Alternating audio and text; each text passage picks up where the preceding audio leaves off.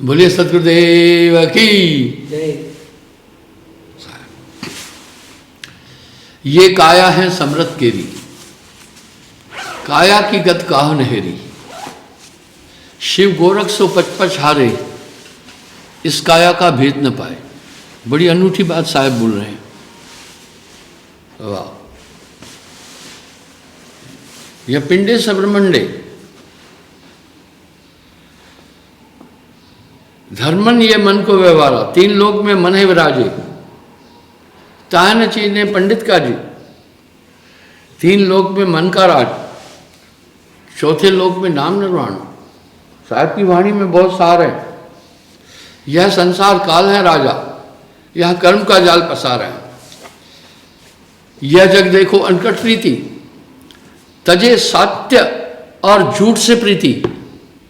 जो रक्षक तह नहीं पहचाने, जो भक्षक सेवे न लोई। ये पूरा ब्रह्मांड इस तरह एक शैतानी ताकत के हाथ में है। साहब कह रहे हैं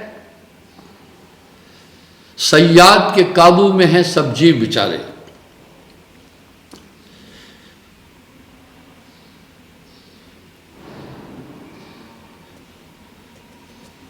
साहब ने पूरी बॉडी का विवरण दिया। पित्त अंगुली तीन जानो, पित्त की थैली तीन उंगली है, अपनी उंगली से। 5 अंगुल दिल कही, हृदय 5 उंगली आपकी उंगली से। 7 अंगुल फेफसा, फेफड़े 7 उंगल है। 7 सिंधु या तहां रही, 7 समुद्र वही हैं। पवन धार निर्वार तन से साध योगी गम लहे। यह कर्म योग किए रहित ना नाहे, भगत बिन जोई ना तरे। कितना भी योग करे, कोटिन योग आराधे प्राणी, बिन सदगुरु जीव की हानि। नाम लहे निज घर चले। यहां एक बहुत बड़ी बात है। आखिर इतनी बड़ी नाम की महिमा संतों ने बोली। सवाल उठाइए, संत कौन थे? संतों तक की धारा कहां से चली, उनका विरोध क्यों हुआ? सबसे पहली बाह्य आडंबर को उन्होंने, बाह्य उपासना को आडंबर रचा। आप निष्पक्ष हो जाओ थोड़ा।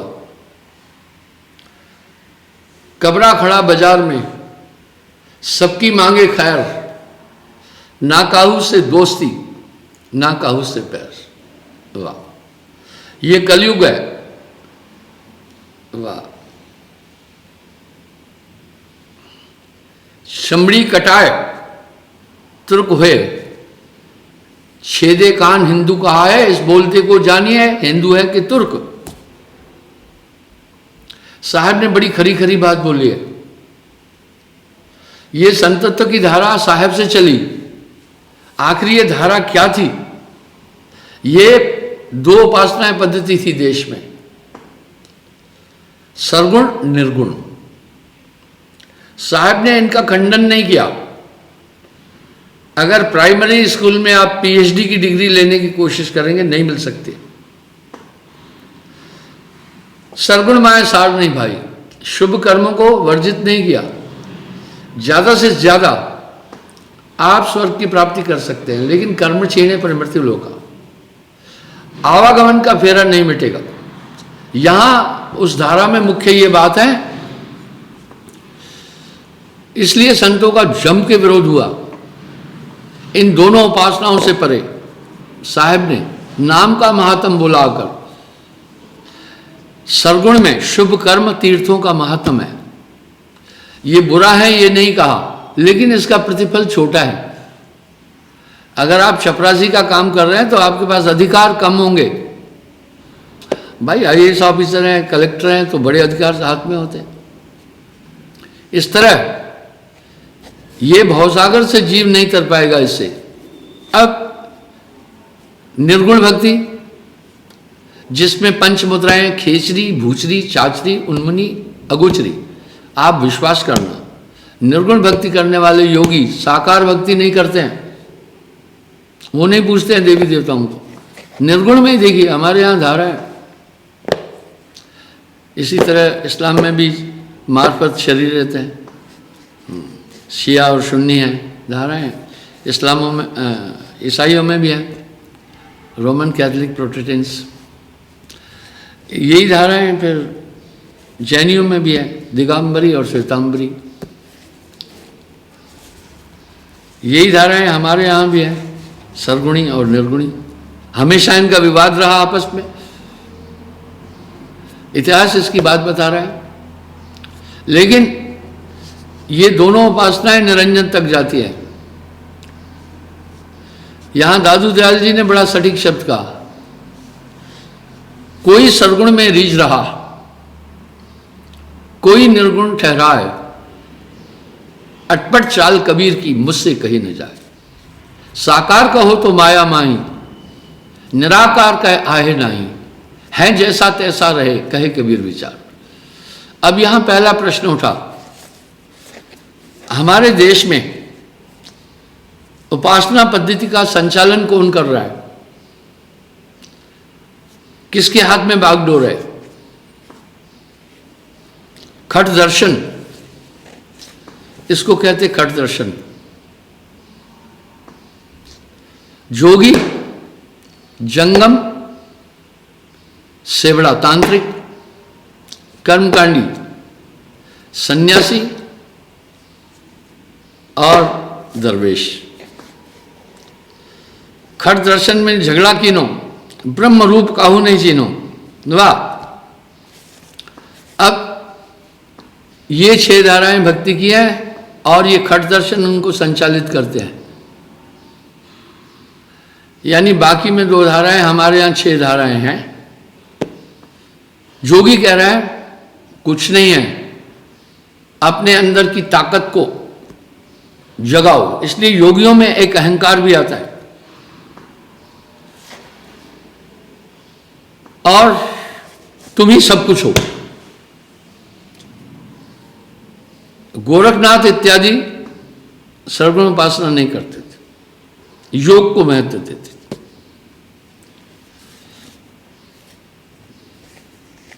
जंगम लोग भी शिवा को महत्व देते हैं। सेवड़ा, तांत्रिक, ओझा आदि वो कहते हैं मारण मरण सम्मोहन उच्चाटन वशीकरण, सिद्धियां ही सब कुछ है, अष्ट सिद्धियां, इनको प्राप्त करो। इसलिए तांत्रिक उस तरफ ले जाता है। इस तरह हम सब बटे हैं 6 धाराओं में। 4 वेद मिल झगड़ा कीना, ब्रह्म रूप काहू नहीं छीना। इस तरह कर्मकांडी क्या बोल रहा है? एकादशी, तिथिवार, पुण्य आदि, यज्ञ हवन होम ये करें, तुम्हारी गति होगी। सन्यासी क्या कह रहे हैं? सन्यासी का कोई गुरु नहीं होता है।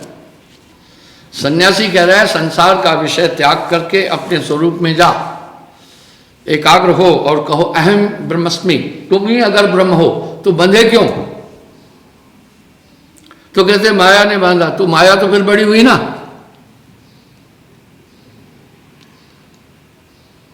और पीर फकीरों को पूछते हैं दरवेशों में। अब साहब कह रहे हैं जोगी, जंगम, सेवड़ा, कर्मकांडी, सन्यासी, दरवेश, खट दर्शन सभी काल के रेश। विवाद तो यही हुआ। अगर संतों को यात्राएं मिली है वो इसलिए उन्होंने कहा इनसे तुम्हें परम धाम की प्राप्ति नहीं होगी। क्या बोला फिर? वो गुरु को स्थापित करके चले गए साहब। ये कहां से धारा निकली? साहब से। अब इस भक्ति का क्या लक्ष्य है हमें समझना है। थोड़ा उस तरफ चलते हैं ताकि आपको ये बात समझ में आए। विरोध क्यों हुआ आपको ये समझ में आएगा। जितना संतों का विरोध हुआ उतना किसी का नहीं हुआ। साहब ने, और ये धारा कौन चलाया? ये धारा साहब से चली।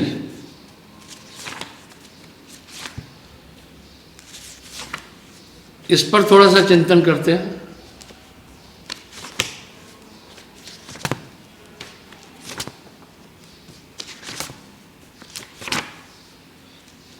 विरोध क्यों हुआ? विरोध इसलिए हुआ, उन्होंने कहा इन सब क्रियाओं से भाई तुम्हारा निस्तारण नहीं हो सकेगा।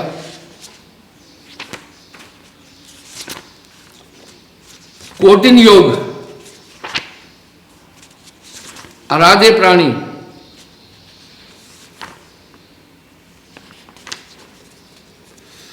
बिन सदगुरु,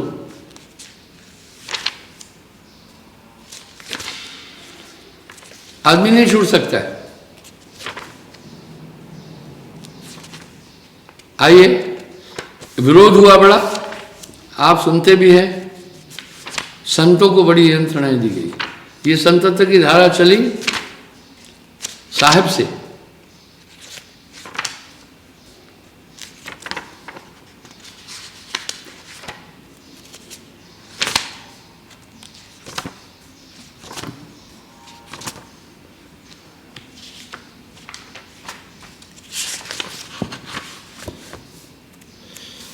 इसमें अगर उन्होंने विरोध की सबसे बड़ा वजह ये थी, साहब ने स्पष्ट कहा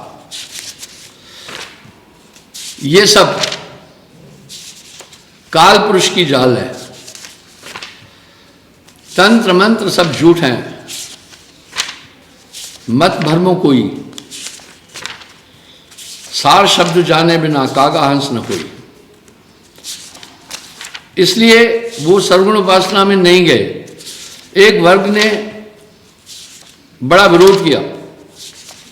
उन्होंने देखा कि इस राह पर जब आदमी चलेगा तो हमारी पूरी इनकम खत्म हो जाएगी।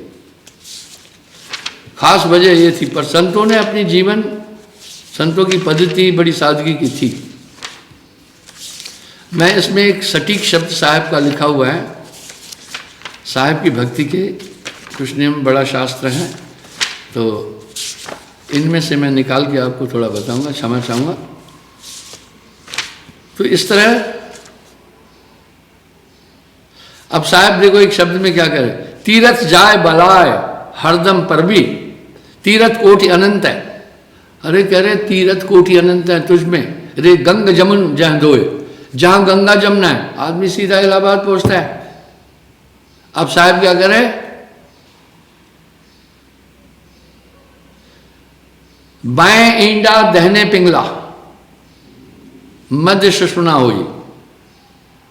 अब यहां साहब क्या कह रहे हैं, बड़ा रहस्य है इसमें। गंगा और जमुन के घाट को खोज ले, भंवर गुंजार तय होए भाई, सरस्वती नीर ता देख निर्मल बहे, ताश के पिए सब प्यास जाई। वाह! अब साहब कह रहे हैं सरस्वती नीर तह देख निर्मल बहे, ताश के पिए सब प्यास जाई। अब गंगा और जमुन का घाट क्या है, बाएं ईंडा दहने पिंगला मध्य सुषुम्ना हुई, ईंडा और पिंगला के मध्य में सुषुम्ना, बोला वहां नहा। अब क्या कह रहे हैं, मध्य सरस्वती बहते नहे निर्मल होए। वाह! बिन सदगुरु पावे नहीं कोई साधु जन पीवंत, वहां अमृत रस गगन गुफा में अजर झरे। बिन बाजा झनकार उठत है, समझ पड़े जब ध्यान धरे, काल कराल निकट नहीं आवे, कर्म भर्म भव जले। कहत कबीर सुनो भाई साधो, अमर होए कबहू न मरे। वाह भाई, यहां कह रहे अमर होए कबहू न मरे। तो इन वाणियों को लोगों ने अटपटा बोला, पर साहब एक बात में स्पष्ट कह रहे हैं, अटपट वाणी कबीर की झटपट लखी न जाए, जो कोई झटपट लखे ताकि दुबदा जाए। वाह, जो कोई झटपट लगे ताकि दुबदा जाए। जब अंतर्मुखी होने की बात आई तो वो पूरा तबका परेशान हुआ। मैंने कई बार बोला 15 करोड़ लोग भक्ति क्षेत्र के नाम से ही भोजन खाते हैं, कोई तांत्रिक बनकर, कोई पुजारी बनकर, कोई पंडा बनकर, कोई अन्य चीज़ बनकर। तो इस तरह वो तबका एकजुट हुआ पूरा। उन्होंने संतों को बहुत यंत्रणाएं दी, और ये संतकाल कब कहलाया?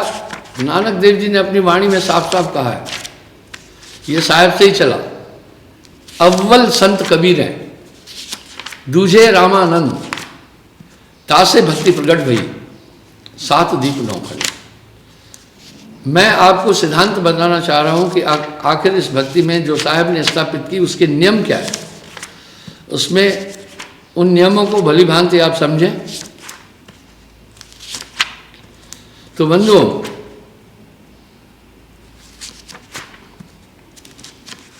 इस तरह उनका जमकर विरोध हुआ, बहुत तगड़ा विरोध हुआ,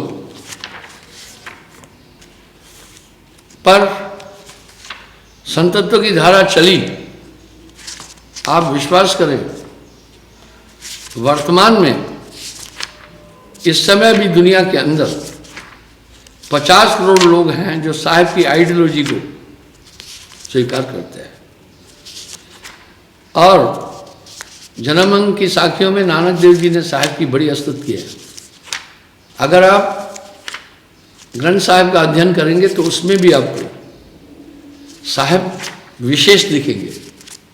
तो उसमें कहा अव्वल संत कबीर है, फर्स्ट, यानी संतत्व की धारा उन्होंने चलाई। दूजे रामानंद, तासे भक्ति प्रगट भई, सात दीप नौखंड। वाह, उसी से भक्ति, ये भक्ति का क्षेत्र और संतत्व की धारा आई। इसमें विशेष क्या आया? पूरा महात्म गुरु के हाथ में दिया गया। अगर आप साहिब की वाणी का अध्ययन करेंगे, गुरु को ज्यादा क्रेज दी गई। क्यों दी और कैसे दी गई? सात दीप नवखंड में, गुरते बड़ा न कोय, करता करे न कर सके, गुरु करे सो कोय। वाह, गुरु हैं बड़े गोविंद से, मन में देख विचार, हरि सुमरे सो वार है, गुरु सुमरे सो वार। कबीरा हरि के रूठ थे, गुरु की शरणी जाए, कहे कबीर गुरु रूठ थे, प्रभु ने बोल सहा है। आप विचार करें, गुरु को कितना ज्यादा महात्म दिया। क्यों दिया? गुरु सजीवन नाम बताए, जाके बल हंसा घर जाए। गुरु सजीव नाम बताएगा, जिसके द्वारा ये जीव अपने घर जाएगा। वो क्या नाम है? मैं एक बात कई बार बोला हूं, 20 साल बाद वैज्ञानिक लोग एक बात को स्वीकार करेंगे कि कंसंट्रेशन की तरंगें बहुत पावरफुल है। इस तरह यहां गुरु को इसलिए महात्म दिया, वो भी आप समझें। परमात्मा को अडोल, अबोल, स्थिर, अविचल और अन्य आदि शब्दों से अलंकृत किया गया। क्यों? संतों आवे जाए सो माया, वो अजन्मा है, उसी का कभी जन्म नहीं होता, इसलिए वो अपनी सत्ता पूरी बात संतों के हाथ में दे दी है। रामायण में इसका उल्लेख मिलता है। रामायण में गोस्वामी जी ने धीरे धीरे संतत्व की धारा को शामिल किया। उन्होंने पहले घट रामायण लिखी, उसका विरोध हुआ, तब उन्होंने फिर रामचरितमानस का सृजन किया। तो इसमें मुख्य चीज दी। गोस्वामी जी भी रामायण में कह रहे हैं मोरे हृदय प्रभु अस्विश्वासा, प्रभु से अधिक प्रभु के दासा, राम सिंधु घन सज्जन वीरा, चंदन तरु हरि संत समीरा। वो कह रहे हैं मुझे ये विश्वास है कि परमात्मा से अधिक सत्ता संतों के पास है। जैसे समुद्र का जल हमारे उपयोग में नहीं आता है, लेकिन उनसे जो बड़वा नल द्वारा बादल निकले वो हमारे लिए उपयोगी है। इसी तरह वो उसी सत्ता को अपने कंसंट्रेशन में लाते हैं संत, वहां उनकी पहुंच है, इसलिए पूरे गुरु की बात की। और शिष्य में जाकर छोड़ते हैं, तब जाकर के इसके हृदय में परिवर्तन आएगा, अन्यथा ये जीव किसी तरह नहीं तर सकता। कोटिन योग अपराधे प्राणी, बिन सदगुरु जीव की हानि, बिन सदगुरु पावे नहीं कोई कोटिन करे पाए। इसलिए बहुत बड़ा क्रेज संतों को दिया गया। साहिब की वाणी में गुरु का महात्म बड़े विशेष रूप से दिया गया है।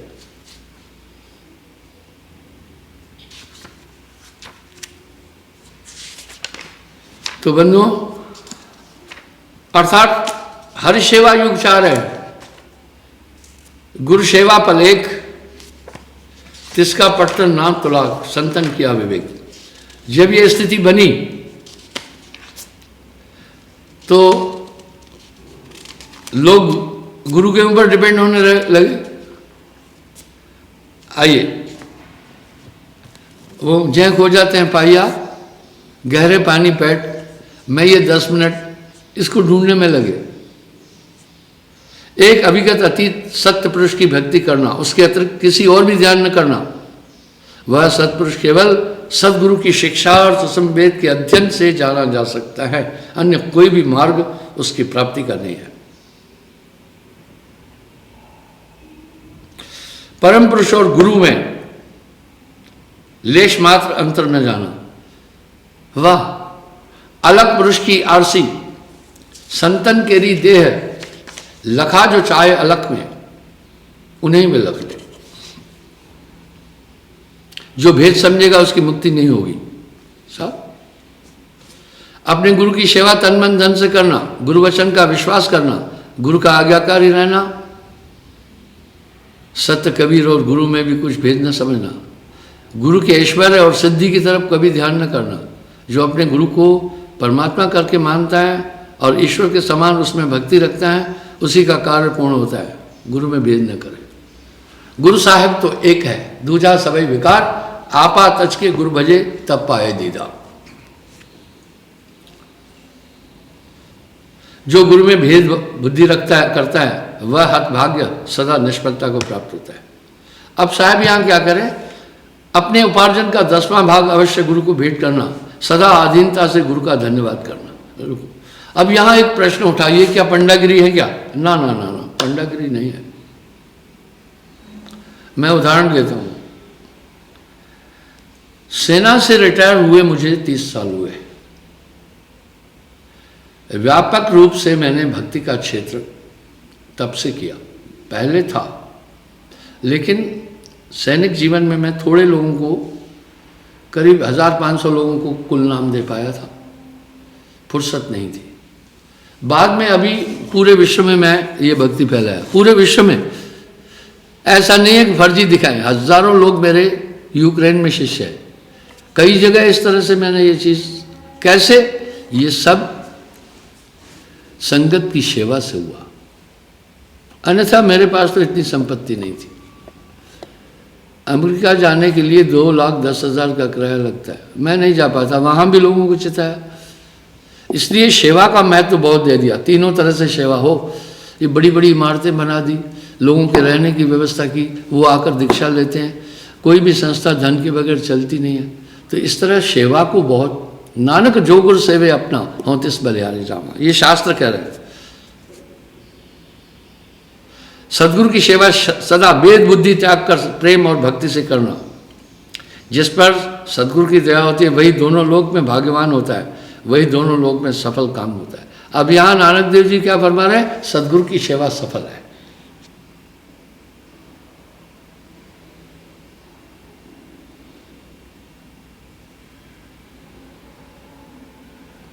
साथ में कह रहे हैं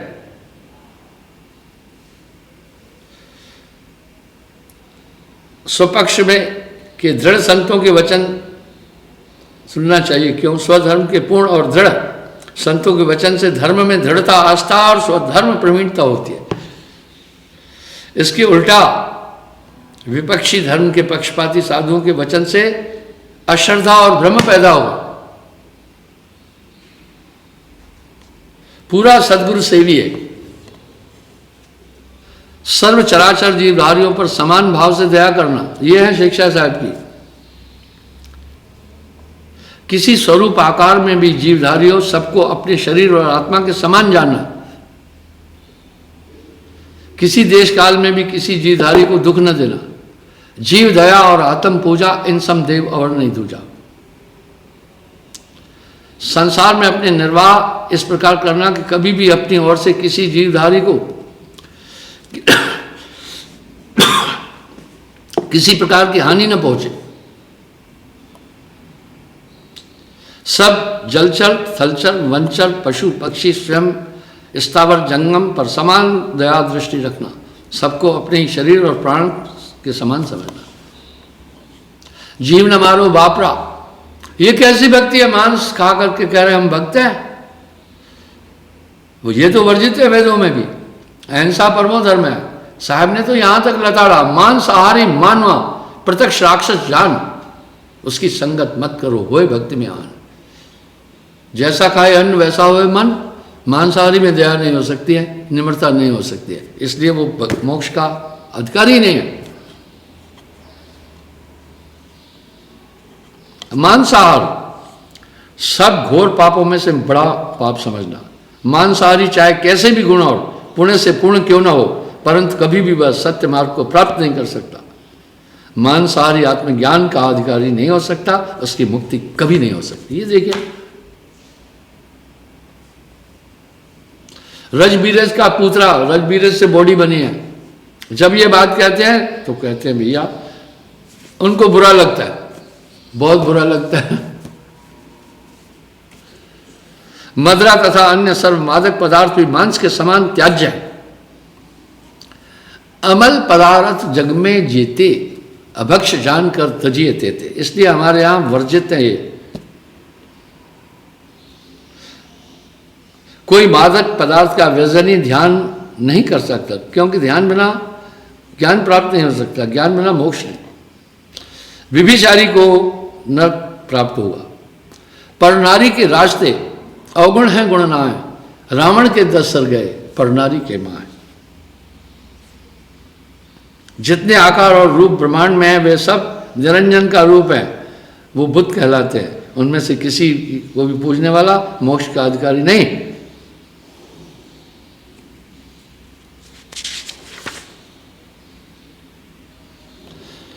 गुरु मूर्त का ध्यान और उसकी भक्ति ज्ञान द्वार की कुंजी है। वह जो कुछ भोजन छाजन आदि पदार्थ अपने यात्रा संबंधी पदार्थ है, वो सब प्रथम परमात्मा परम पुरुष को अर्पण करके तब खाना। कोई भी पदार्थ जो प्रथम किसी अन्य को अर्पित है उसको नहीं खाना। वो सत्पुरुष की भक्ति करने वाले को कदापि ग्रहण नहीं करना चाहिए, उसे कभी भी अपने काम में न लाना चाहिए, क्योंकि सत्पुरुष को अर्पण किए बिना किसी भी पदार्थ को ग्रहण करना महापाप है। और जो पदार्थ पहले दूसरे को अर्पण किया गया है वो उसका झूठा परम पुरुष को अर्पण नहीं हो सकता।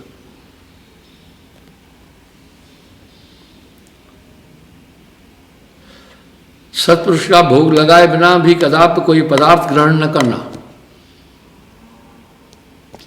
जो सत्पुरुष को अर्पण करके किसी पदार्थ को ग्रहण करता है उसका फल अमृत के समान मिलता है।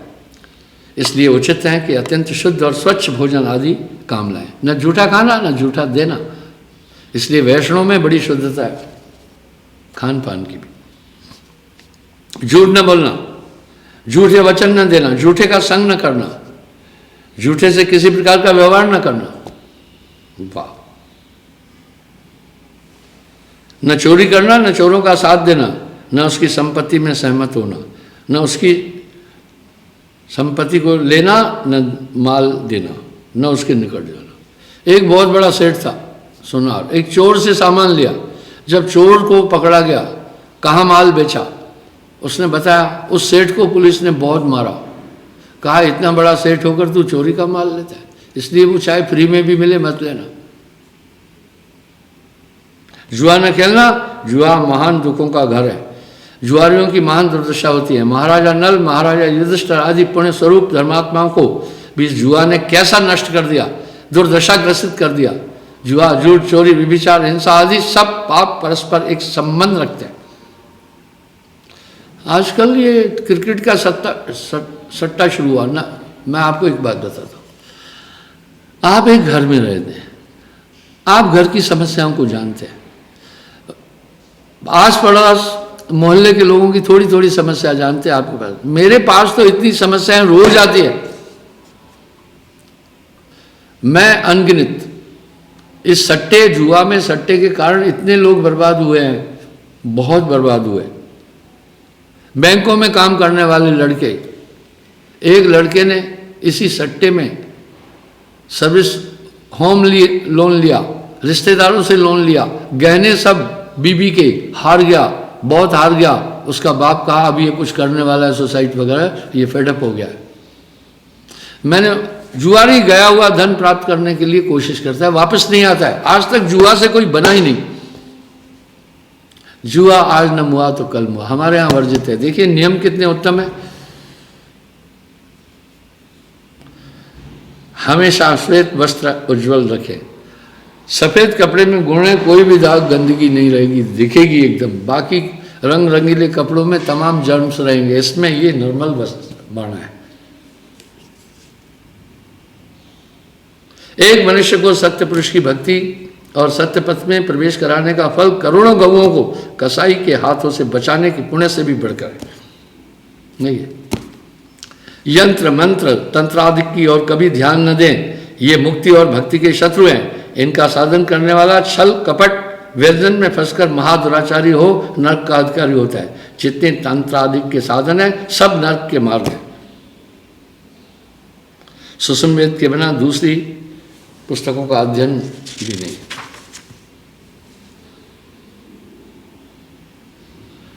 सद्गुरु के अतिरिक्त दूसरों को मुक्ति पथ का दर्शक नहीं समझना।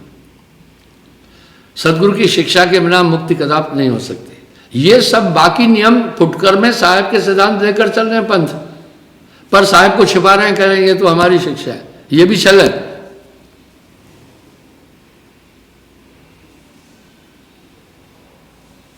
वाह! नवदा भक्ति और 4 प्रकार की मुक्ति सभी बंधन है। निर्गुण और सर्वगुण के ध्यान करने वाले सदा बंधन में रहते हैं। वाह! अब साहब यहाँ क्या करें, हिंदू, मुसलमान, ईसाई, यहूदी आदि सब जाति और धर्म के लोग साहब की भक्ति में आ सकते हैं। सबके हेतु समान ही भक्ति और मुक्ति है। मैं आपको एक उदाहरण देता हूँ। मैं एक बहुत बड़ी सभा में एक बात उठाई। मैंने कहा ये मेरा अहंकार नहीं है, हमारे धर्म में थोड़ी सी कमी है। हम हिंदू हैं, लोग कह रहे हैं हम हिंदू हैं, हम कह रहे हैं हम ही हिंदू हैं, हम ही लगा रहे हैं, क्योंकि अहिंसा परमो धर्म और सत्य में जयते उद्घोष है वेद का। वाह! हमारा क्या कहना है? हाँ, सदगुरु के पंथ का कोई भी आ जाओ ना। मैंने उस सभा में एक प्रश्न पूछा, अगर इसमें से किसी भी महात्मा ने, किसी भी पुजारी ने, किसी भी पंडे ने एक भी मुसलमान को हिंदू बनाया है तो मेरे सामने लाओ। मैंने हजारों मुसलमानों को इस धारा में लाया। ये मेरा अहंकार नहीं है, मैं धर्मांतरण नहीं कराता हूं, 7 नियम का पालन बोलता हूं। सत्य बोलना, मांस न खाना, शराब न पीना, परस्त्री गमन न करना, चोरी न करना, परस्त्री गमन न करना, हक की कमाई खाना। जब इस नियम पर आया, इस संस्कृति में मिल गया वो। ये काम हजारों के साथ किया हूं मैं, एक को भी नहीं। हमारे धर्म में एक छोटी सी कमी है, उसको सुधारना है हमें। ये विशाल पुरातन हिंदू धर्म, ये संस्कृति महान है, पर हमारे यहां धर्म से निकलकर भागने के रास्ते बहुत है, अंदर आने का रास्ता ही नहीं है। इसमें सुधार की जरूरत है। मैं एक उदाहरण देता हूं।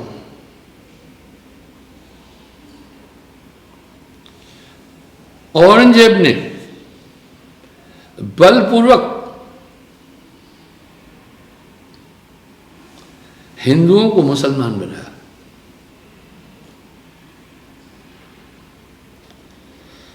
पिछले 52 साल से मैं जम्मू कश्मीर में हूं। पूरे भारत में हमारी बहुत शाखाएं हैं, 200 से ऊपर।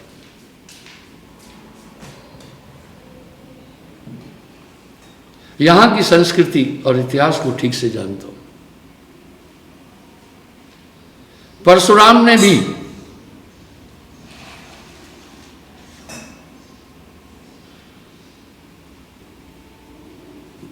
परशुराम जी के भय से काफी लोग क्षत्रियों का संहार कर रहे थे। परशुराम जी, वेदों में लिखा है,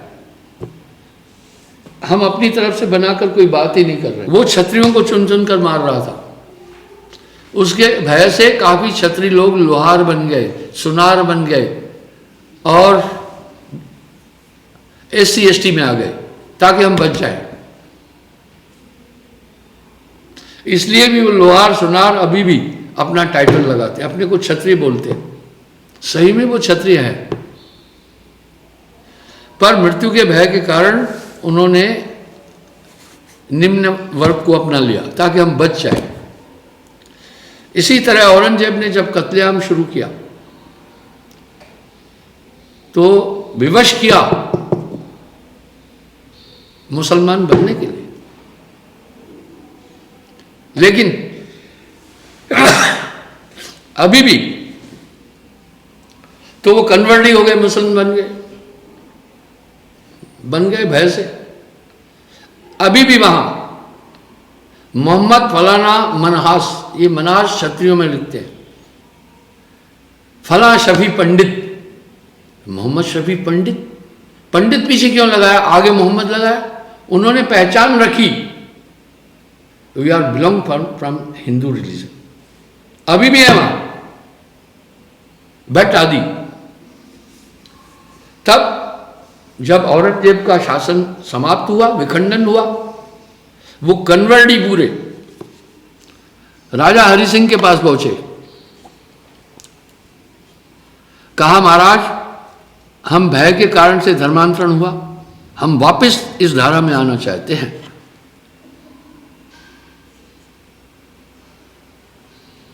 नहीं तो जम्मू कश्मीर के इतिहास को पढ़ना। महाराजा हरि सिंह ने अपने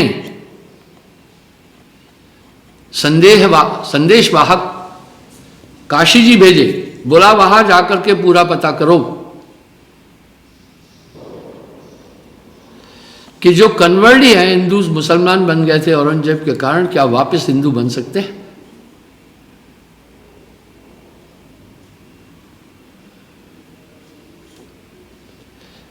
वो वहां से जवाब लाए, बड़े बड़े विद्वान बैठे आपस में,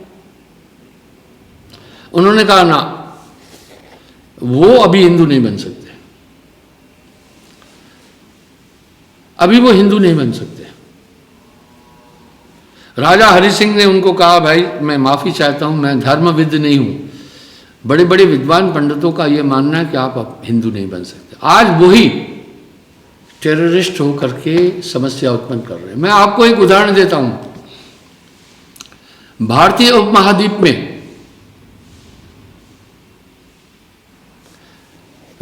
उपमहाद्वीप में इस समय 50 करोड़ मुसलमान हैं। आज से 1500 साल पहले इस उपमहाद्वीप में एक भी तुर्क नहीं था। ये क्या हुआ फिर? एक तो छुआछूत ने इस देश को बहुत नुकसान पहुंचाया। हमने जो हिंदुत्व की धारा को अपनाना चाहते थे उनको वर्जित कर दिया।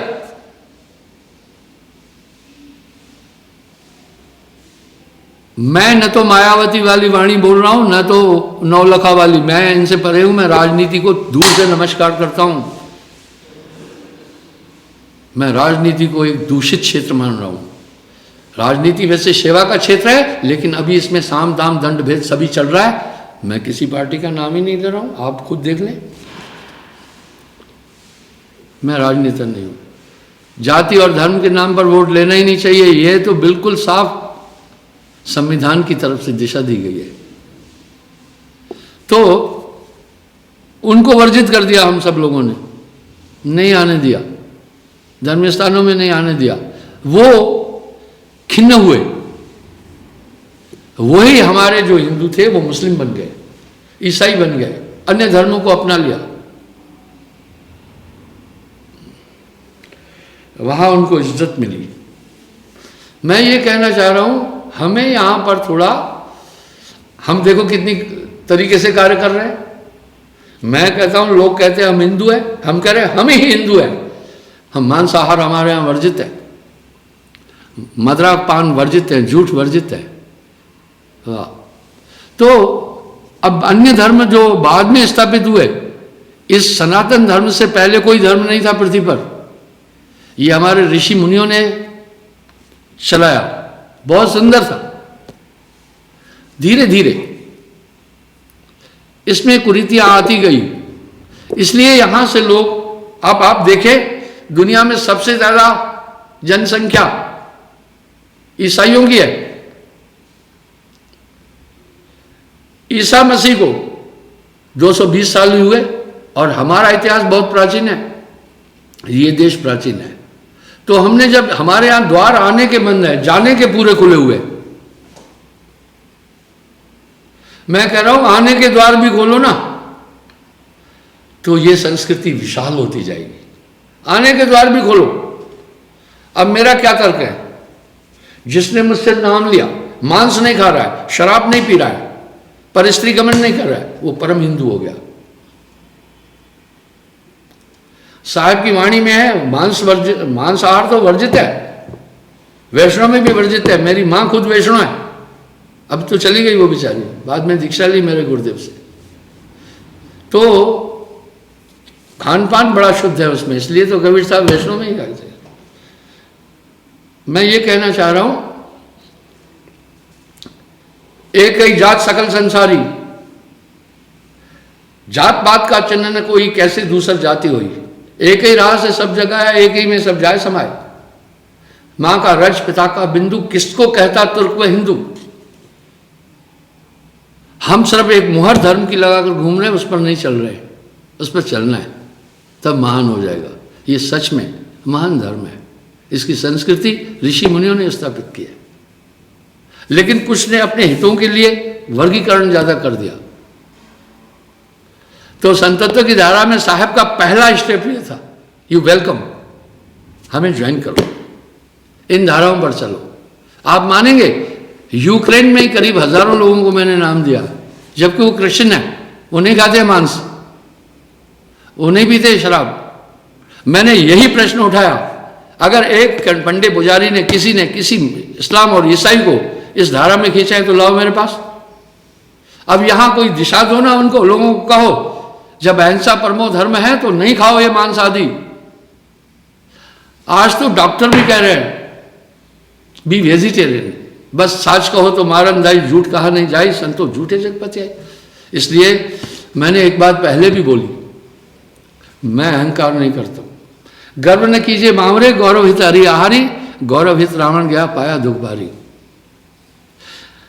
मुझसे पत्रकार ने पूछा, तुम्हारे धर्म की उपलब्धि क्या है, तुम्हारे पंथ की। मैंने कहा दो,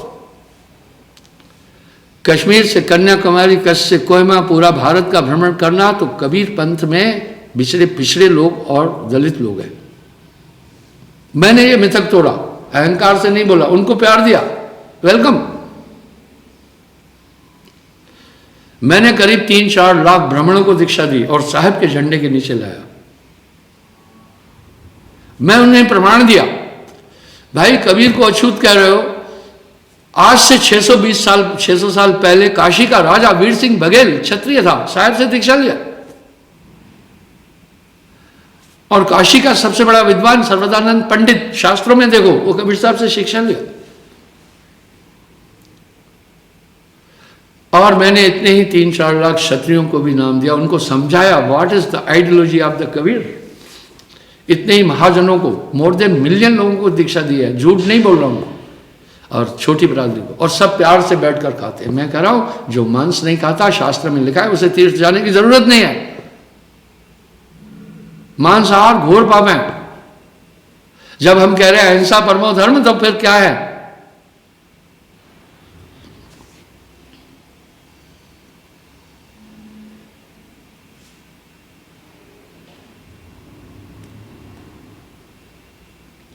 सार शब्द के अतिरिक्त मुक्ति का द्वार कोई भी नहीं है, क्योंकि वो नाम आपके अंदर एक रेस ग्रुप छोड़ता है, उससे तुम संसार सागर से पार हो जाओगे।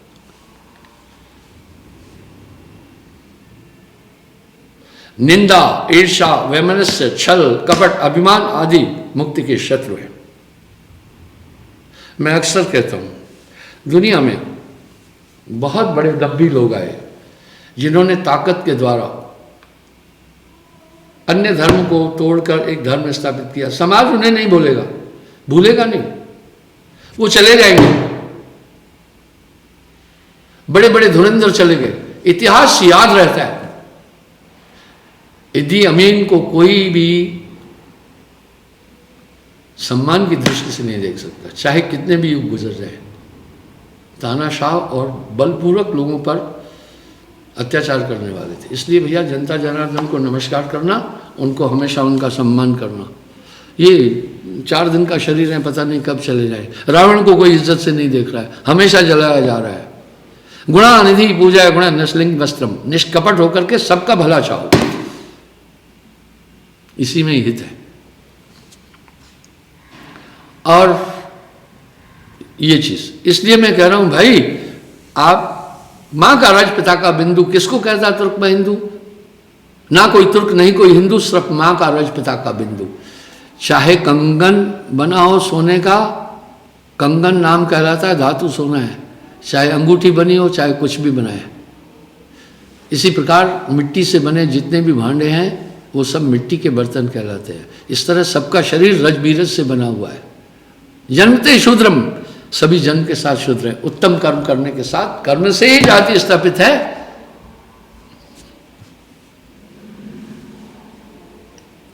मुक्ति का मार्ग अत्यंत संकरा और नरक का मार्ग बहुत चौड़ा है।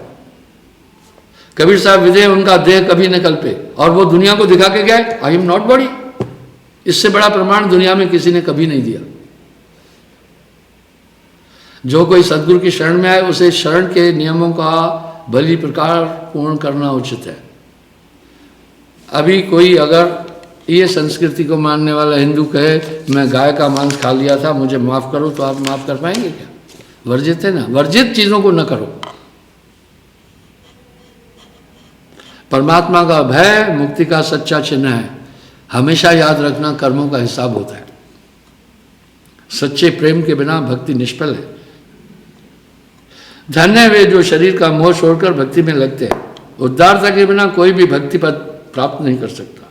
उद्धार दोनों लोक में सुखी होता है, और उसका थोड़ा पुण्य भी बहुत फलदायक होता है, यानी कृपण की मुक्ति नहीं। मौन परम उत्तम गुण है। मैं कहता हूं सबसे बड़ा मेरा शौक क्या है? चुप रहना, पर मुझे बहुत बोलना पड़ता है। अभी मैं यहाँ लाइव प्रोग्राम देकर जब जाऊंगा, लोग बंदगी करेंगे और अपनी समस्याएं बोलेंगे, उनके निराकरण के लिए बोलना है। मैं सुबह सूर्यास्त से पहले उठता हूँ और बाहर चक्कर लगाने जाता हूँ, तो लोग वहाँ मुझे घेरते हैं, बंदगी करते हैं। फिर वापस आता हूँ तो भी बंदगी करते हैं, समस्याएं बोलते हैं। फिर जलपान ग्रहण करके थोड़ा मैं ध्यान में चला जाता हूँ, और 10 बजे फिर बंदगी कराता हूँ। वहाँ भी लोग अपनी समस्याएं बोलते हैं, सुनना पड़ता है, बोल। फिर 10:30 बजे से 11:30 बजे तक लाइव प्रोग्राम देता हूँ। फिर यहाँ से उठ के जाऊँगा, बाहर लोग खड़े हैं, मेरा इंतज़ार कर रहे हैं, जो टाइम पर नहीं पहुँचे, उनसे फिर बातचीत करता हूँ और कार्य देखता हूँ। उसके बाद फिर दोपहर का भोजन लेता हूँ, थोड़ी देर ध्यान विश्राम में जाने के बाद शाम को फिर निकलता हूँ, तभी भी बंदगी होती रहती, होता रहता है। मौन परम उत्तम गुण है, 100 जवाबों का उत्तर सिर्फ एक खामोशी होती है, अधिक न बोले। वाणी तो अनमोल है, पर जो कोई जाने बोल, ये तराजू तोल कर फिर तू बाहर खोल। अहंकार के शब्द अगर आपके मुख से निकल रहे, आपकी प्रतिभा डाउन हो जाएगी। भूलकर भी गर्व की वाणी नहीं बोलो, वो पब्लिक तक जाती है, पब्लिक सेव करती है, फिर दिखाती है ये ऐसे ऐसे बोला है। इसलिए साहब कह रहे हैं वाणी तो अनमोल है, जो कोई जाने बोल, ये तराजू तोल कर तब तू बाहर खोल। इसलिए वो निम्र वाणी हो। वाणी से पहचानिए खरे खोट का भाव। निरर्थक न बोलना, मिथ्या लाभ करने से आत्मा और शरीर दोनों की हानि होती है। मैं कह रहा हूं झूठ बोलना और बुद्धि का सत्यानाश करना बराबर है। सदगुरु के नियम का पालन करना, पाठ करना, बारंबार नमन करना, वाह, ये क्यों करना? ताकि तुम्हारा कंसंट्रेशन इधर हो। जितने धर्म संसार में प्रचलित हैं सबके आचार्य साहेब हैं, परंतु मुक्तिदाता तो स्वयं साहेब ही है। किसी को कभी शाप न देना, किसी को कुवचन न कहना, न किसी को अहद चिंतन करना।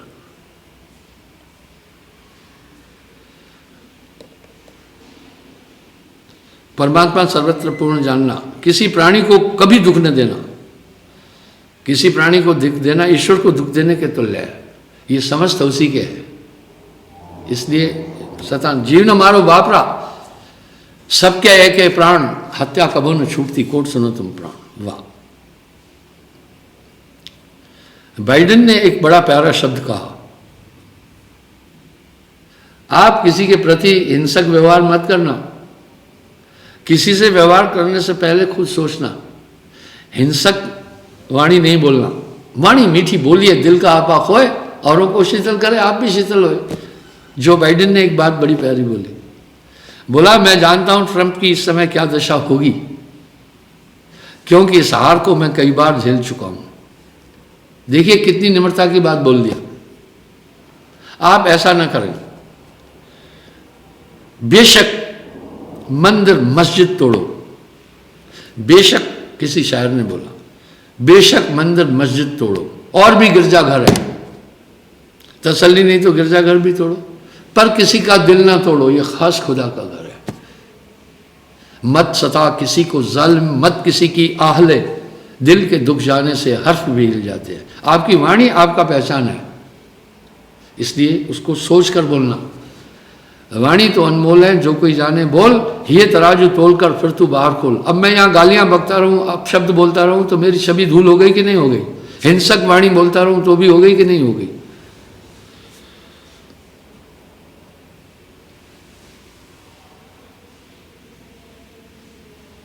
गुरु की आज्ञाकारिता परम तपस्या है। अब यहाँ कहे गुरु की आज्ञा आवे, गुरु की आज्ञा जाए, कहे कबीर तहदास को 3 लोग चढ़ना है। जब तक मूर्ख, शठ और विद्याहीन को मुक्ति पद प्राप्त कभी नहीं हो सकती। जब तक शरीर का भय और चिंतन है, देहाभिमान है, तब तक विदेह कदापि पद प्राप्त नहीं हो सकता। स्वयं विदेह हो वही विदेह प्राप्त होता है। कबीर साहब के वह लोक और जिसका गुण कहने और सुनने से बाहर है, केवल सुसंवेद थोड़ा सा विचरण करता है। जिस समय उस लोक को हंस चलते हैं, उस समय उनके प्रताप का वर्णन कुछ कहा नहीं जा सकता। उनके सौंदर्य का बखान किससे हो सकता है, जिनका एक बाल ऐसा देदीप्यमान तेज है कि जिसके सामने करोड़ों सूर्य चंद्रमा छिप जाते हैं।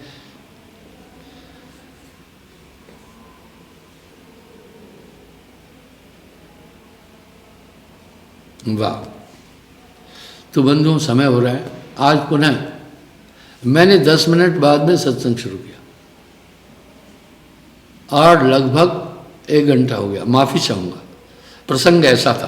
तो इस तरह भैया ये ध्यान दो, एक बात याद रखना, ये शरीर मिट्टी का ढेर बन जाएगा, तुम्हारा पीछे रहेगा तुम्हारे किए हुए कर्मों का हिसाब। जैसे भोजन का जितना बाकी चीज़ें हैं वो सब बाहर निकल जाता है, लेकिन जो रस है वो अस्थियों तक पहुंचता है। इस तरह आपके कर्म जो है वो सोचना। सर्वप्रथम आपके कर्म शुभ हो, आपका मस्तिष्क और हृदय एक होना चाहिए, तब फिर कुछ भी नहीं है। तो बंधुओं, इस तरह से हम निंदक नहीं हैं। संतत्व की धारा चल रही है, लेकिन उसे समझना बहुत जरूरी है। आप सोचे ना, महात्मा गांधी पूरा कबीर साहब का पूरे सिस्टम अपनाया, मांसाहार, नशाबंदी, सत्य बोलना। अगर आप महात्मा गांधी को पूरा मत देंगे तो अंदर से कबीर निकल आएगा। आप गुजरात में जाओ, बहुत कबीरपंथी लोग हैं। आप उड़ीसा में जाओ, पूरे देश में फैले हुए हैं। छत्तीसगढ़ में जाओ, बिहार में जाओ, यूपी में जाओ, पंजाब में आओ, हिमाचल में आओ, जम्मू कश्मीर में आओ। इस तरह साहब की वाणी। लेकिन अलग चीज़ है, कुछ लोगों ने अपनी मर्जी से भी कुछ कार्य चलाना शुरू करो। ये तो मिश्रण हो ही जाता है। दुनिया में हो तो दुख मिलेंगे ही मिलेंगे, ये भव सागर है। पानी में डुब्बी लगाई तो पानी का स्पर्श होना ही है। तो बंधु, ये जीवन बड़ा कीमती है, इसको समझना। हमेशा मौत को याद रखना, एक दिन जाना, एक दिन बंदिया है तुझे चलना, पलट के होना नहीं। बस जब ये बात आपके अंदर रही, वाह, तो फिर क्या होता है मैं बताऊं। फौजी लोग 2 महीने की छुट्टी आते हैं, फिर क्या होता है पता है? जैसे 15 दिन बाकी रहते हैं ना, तो वो अपना सामान ढूंढते हैं। मेरा बेल्ट कहाँ है, मेरी फलानी चीज़ कहाँ है, उनको वहाँ की चिंता लगती है। इस तरह फिक्र रखना, एक दिन जाना है। बस ये भय आपको हर पाप से बचाएगा। वाह, कैसे बचा देगा? भय करता भय प्रेम गुरु, भय करनी भय सार, डरता रहे वो उबरे और गाफिल खाता मार। कबरा खड़ा बाजार में सबकी मांगे खैर, ना काऊ से दोस्ती ना काऊ से बैर। मैं फिर कह रहा हूं, ज्यादा नेगेटिव नहीं बनना। जब तुम्हारे अंदर आक्रोश और नेगेटिव चीजें आएगी, तुम खुद नेगेटिव हो जाओगे। जैसा तुम्हारा चिंतन होगा वैसा स्नायु मंडल बनेगा पूरा। इसलिए कबरा खड़ा बाजार में सबकी मांगे खैर, ना काऊ से दोस्ती ना काऊ से बैर। साहेब बंदगी।